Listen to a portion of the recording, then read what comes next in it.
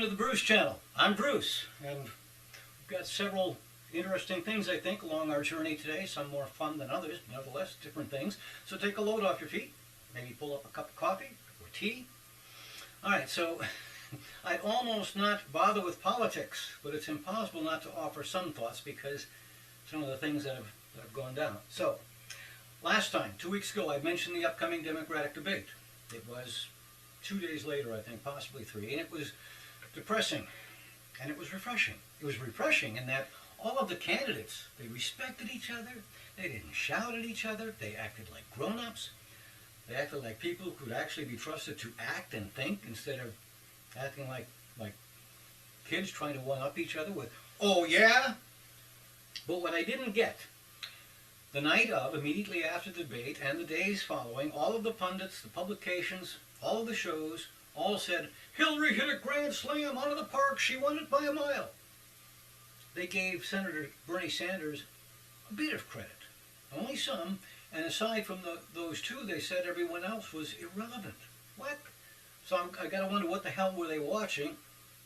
Maybe I should ask what they were smoking. Really? All right, Lincoln Chafee, he was overmatched.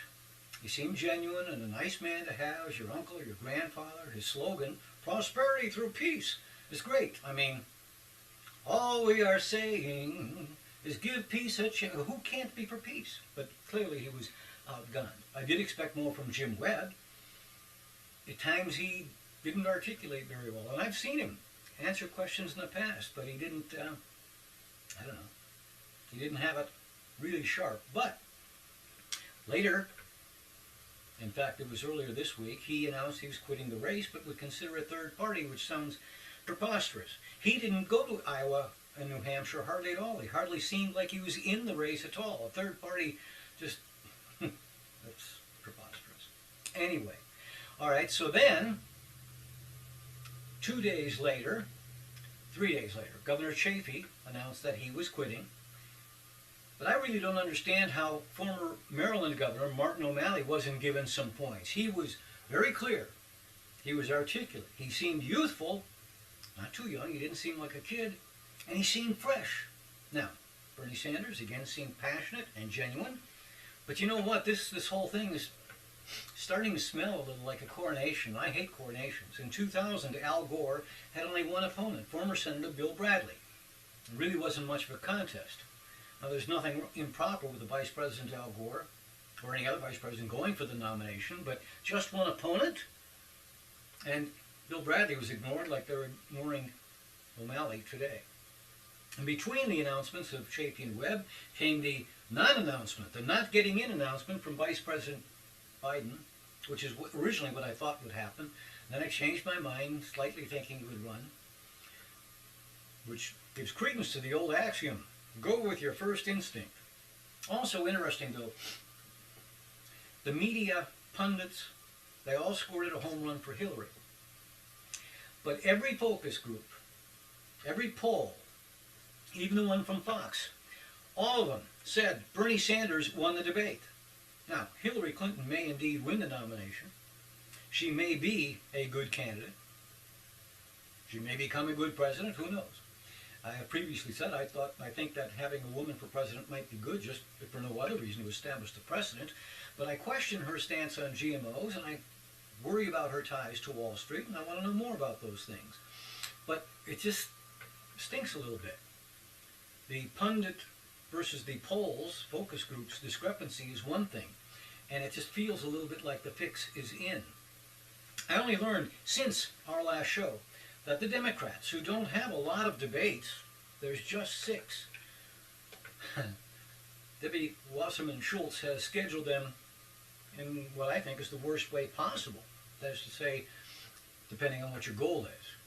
Of the 6, only 4 will be prior to the start of the season. That's the Iowa caucuses in January. And get these dates. All right, the first one, that was on a Major League playoff night. Major League Baseball. The next one is on a Saturday in mid-November. College football will be at its height. Conferences, rankings, and it's all coming down, and, you know, that's when it's at its frenzy. The one after that is on Saturday, December 19th. That's the last Saturday before Christmas.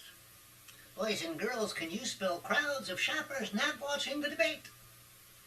And then the last one is on a Sunday, an NFL playoff Sunday. As I said, if Secretary Clinton wins it, that's one thing. But if it seems that if you didn't want to give her opponents a chance to gain name recognition, what would your strategy be? You'd have few debates, and you'd schedule them when there would be fewer viewers. It smells a little rotten, doesn't it? Okay. Meanwhile, the Republicans are getting together. They're trying to, in the words of John Lennon, come together. So they finally convinced Wisconsin's Paul Ryan to go ahead and run for Speaker of the House, and it's not likely to end well for him. He will win the speakership. That election is going to be held also on the 28th, and he is pretty far right. He is not wingnut right, but he's pretty far right. And members of the far, far extreme, the Freedom Caucus, say he's too liberal. So after he tries to find some common ground, the extreme right will call him a traitor. And I just cannot fathom these people. They're delusional. They use phrases like, we all love the American people, but that's a specious argument. There is no single will. There are differing opinions and arguments. And governing means listening to everyone's voice and finding a common way forward. But the wingnuts, and I will call them that again, the wingnuts seem to think they're the only ones in the room, or the only ones privileged to have the right opinion. And when a different path, a middle ground is offered, then they act they act like Opie having his tantrum. Holding my breath. Okay.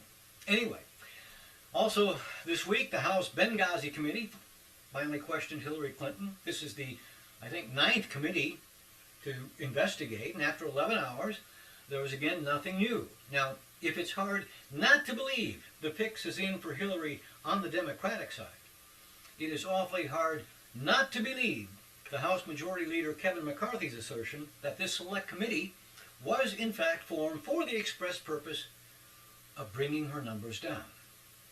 The committee's chairman, South Carolina Republican Trey Gowdy, says it's not, but all right.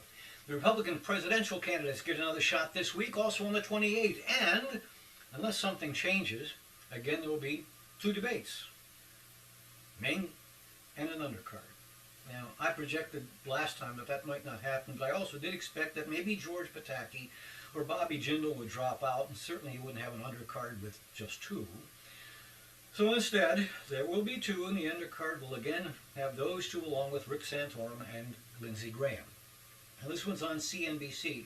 I've seen all the ones, and all of the questions I thought have been fair and thoughtful, including the 2 debates on CNN, but we have really gone beyond the pale when a debate is presented to an audience in a more over-the-top format than the Super Bowl. And that's especially true of CNN. All right. So have you seen this on Facebook? Probably, you know. It says, like if you know what this is, and share if you ever used one. I not only used one, I got one. Okay. We'll be back in just a bit. Hey, let me tell you about my book, Shrink. Or wait, I can let others do it.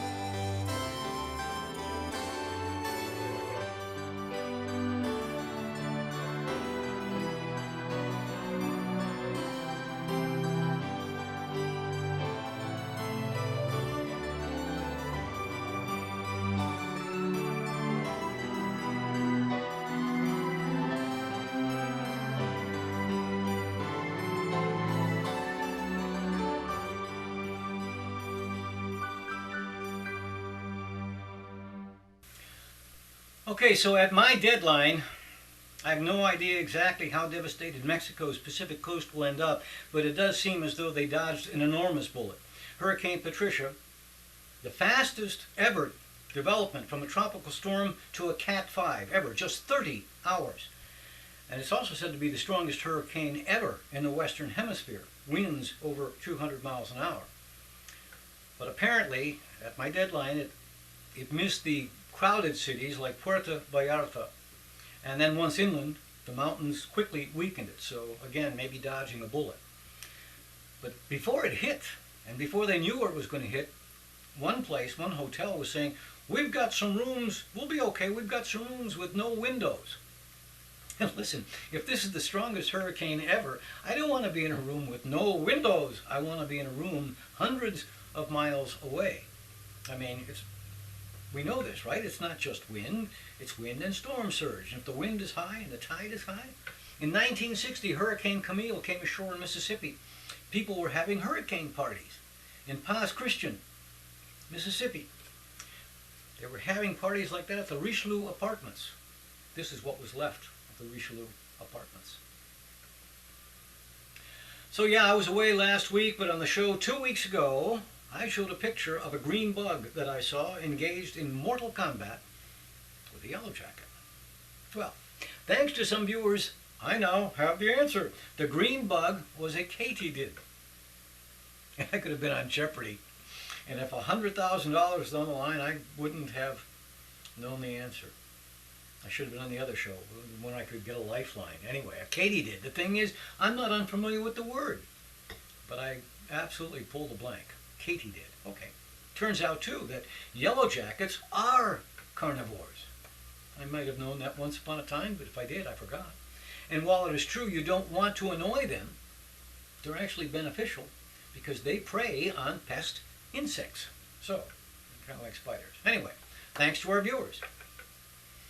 Oh, more on bugs. Some 15 or more years ago, I saw a very strange flying bug outside the building where I worked at the time. It was flying around, very strange looking, had a furry body, was darting around the flowers. I called some folks from inside. None of them could identify it either. And I said, and they agreed, it looked sort of to be like a bee, except it had this enormously long nose, and it looked and flew like a hummingbird. We called it a hummingbird bee.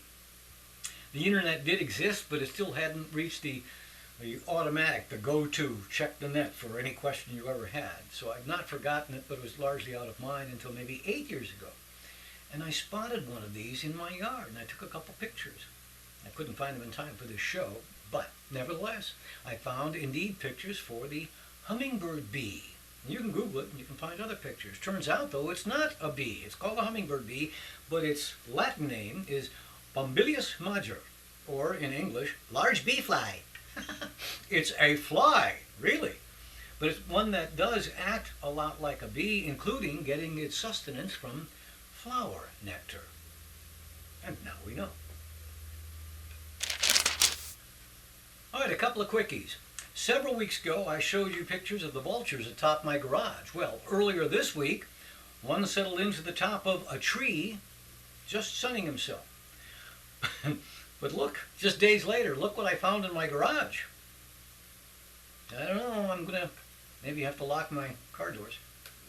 Also, this week we had some lows around 33, 34, not quite a hard freeze, but a couple of mornings we had frost on the grass, which means these are probably the last figs that I will harvest this year. Okay, we've all seen some ugly transmission lines. Yeah, we're not going to give our electricity. But with a little imagination, aren't these great? Look at that. They're gorgeous. Why can't we invest in some beauty? I think these are from Norway. Okay, and someone had this posted. I have heard that the concept of Disney princess movies have given generations of young women unrealistic ideas about men. You should have asked me. I could give you realistic. No, seriously. I suppose that is true, but I saw this and I wanted to share it. Yep. Just they don't do the housework, do they? All right, so on Friday I took Katie to the vet, but the trip to the vet reminded me of something I saw that I thought you'd appreciate. The vet! I thought you said we're going to the Met. Gotta love it. Okay, finally this. Remember, at the end of this week, it's Halloween. So some quickies. Some of these you may have seen. Here's a good one. Here's another one. Another favorite. And I imagine we'll see lots of these on Facebook at week's end. But Halloween is Saturday, and I wasn't sure what costume I might wear. Told that Donald Trump is supposed to be a hot costume. I don't think I could do that. But it's a moot point because I found this. It is not my idea. Someone had a wonderful idea. I appreciate original thinking. I am pretty sure, though, that I've got cardboard boxes and scissors and aluminum foil. So this will be my costume. So that's it. I do hope your upcoming week is the best one you've ever had. And I also hope that the great pumpkin comes to your patch.